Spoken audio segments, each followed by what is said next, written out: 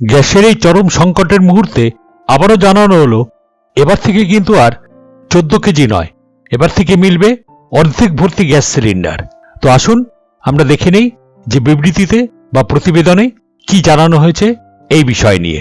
এখানে দেখুন, এটি বর্তমান খবরের কাগজের একটি প্রতিবেদন, যেখানে বলা হয়েছে 14 কেজি আর নয়, এবার মিলবে অর্ধেক ভর্তি গ্যাস সিলিন্ডার, বুকিংয়ের নিয়ম বদলে নারাজ কেন্দ্র।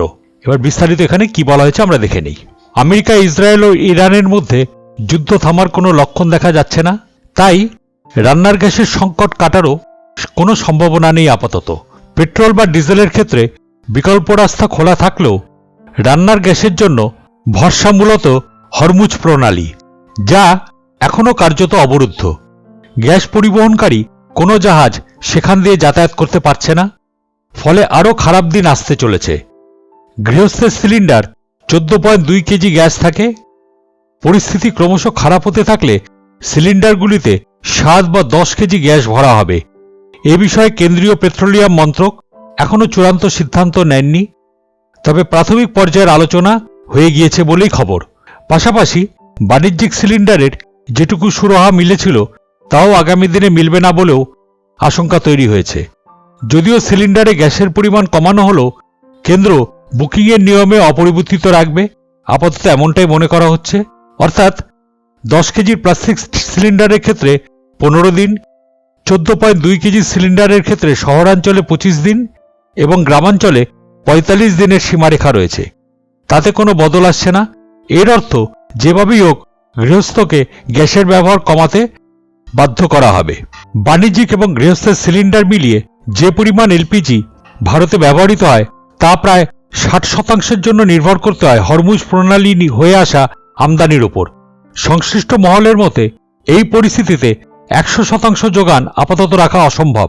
দেশে মজুদ থাকা এলপিজি ভাড়ারের ইতিমধ্যে টান পড়েছে, ফলে সরকার নতুন করেই ভাবতে হচ্ছে। তাই যুদ্ধ পরিস্থিতির উন্নতি না হলে সিলিন্ডারে গ্যাসের ওজন কমানো হবে।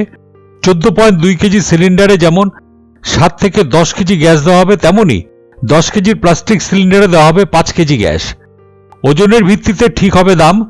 ওয়াকিবহাল মহলের ধারণা এর মধ্যে রান্নার গ্যাসের দাম আরও এক ধাপ বাড়াতে পারে কেন্দ্র। গ্যাস বুকিং ও ডেলিভারি নিয়ে অবশ্য সাধারণ মানুষের ভোগান্তি অব্যাহত।